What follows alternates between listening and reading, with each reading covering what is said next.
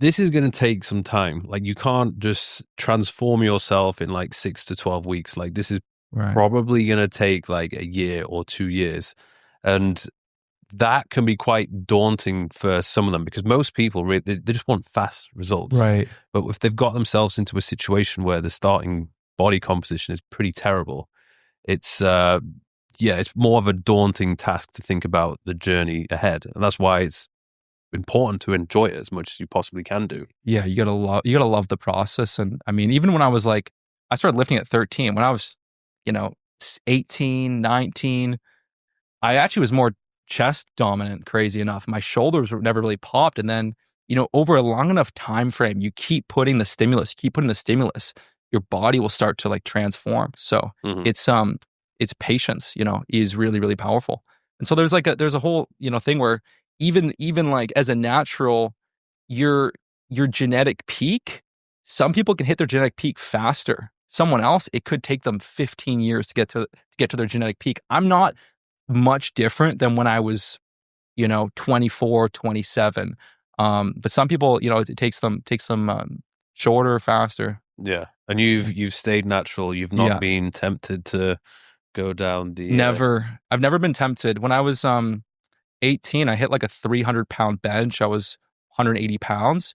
And at 19, I just didn't care about getting bigger, I had the size I wanted. It was always about being lean, being chiseled. So my goal the whole time was almost being like 170, 175 and very, very lean.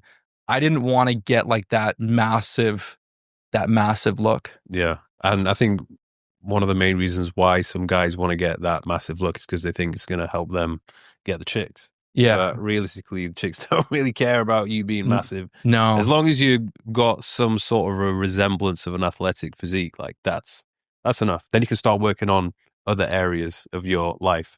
Yeah, you don't need to be as big as a lot of people think. So, doing the gear and going on anabolics doesn't really help that much, And a lot of guys get like brutal side effects of losing hair, getting acne, getting pimples. It can completely downregulate Mhm. fertility. Where, I've seen people that have done a lot of anabolics and they can't. They're infertile.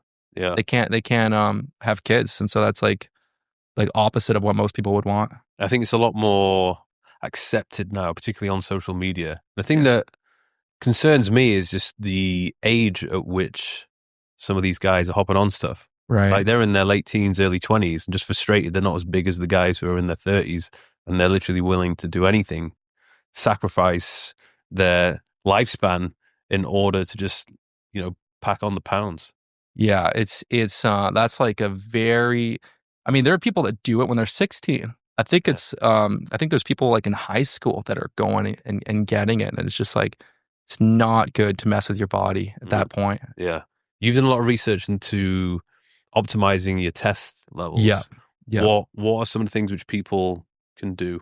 Yeah. So, I mean, the craziest thing right now is that testosterone levels have dropped a ton. So, parents' generation in the 70s and 80s, the average man had 700 testosterone nanograms per deciliter. And so now the average is 400 to 500 for, a 25, 35-year-old. So it's dropped about 40%.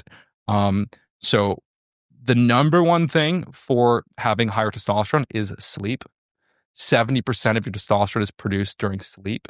And that's usually the deep sleep stage, which happens earlier in the night. And so having the sleep dialed where you're you're getting into a deep sleep, the room's cold, blackout, getting your 8 hours is going to be like the biggest foundational step. Second one is really body fat. So every inch your waist is bigger, your testosterone levels go down. So the bigger your waist is, the lower testosterone that you have. When you have excess body fat, we hear about all these microplastics, all these hormone disruptors. They actively get stored in fat tissue. And when you have more body fat, you increase the conversion of testosterone to estrogen. So being lean and getting good sleep is really two of the most important. Lifting weights, getting steps, getting outside, getting sunlight, managing, your cortisol. I mean, you can do blood work and you see your cortisol levels. So if your cortisol levels are too high, testosterone levels will dip. Mm. If you have too much inflammation, testosterone levels will dip. To actually have very high, healthy testosterone levels, you got to be pretty healthy.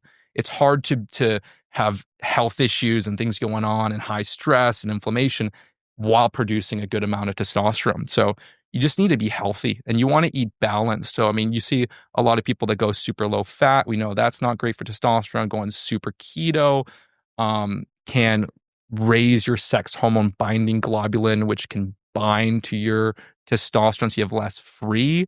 So kind of like what I tell people is kind of like grandma's cooking, like just a balance of veggies and lean meat and potatoes.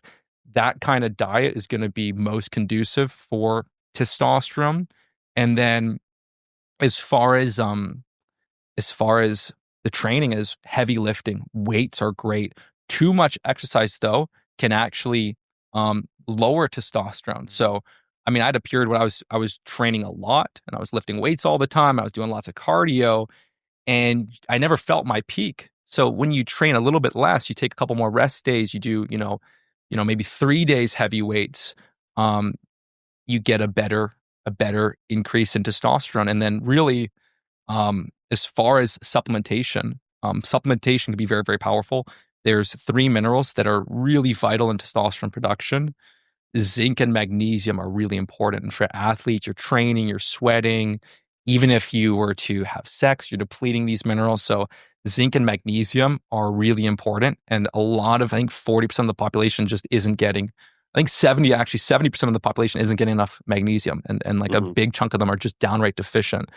So zinc, magnesium, boron actually is really powerful because even if someone has 600 total testosterone, which is actually pretty good, people's free testosterone has also been dropping, right? So you might have healthy testosterone, but because of all the hormone disruptors, all the stress on your liver from different microplastics, from alcohol. If you drink alcohol, you put stress on your liver, and then your sex hormone binding globulin raises up, and that binds and locks up your testosterone. So even if you have pretty good total, boron's very good at lowering sex hormone binding globulin. It also is antiestrogenic.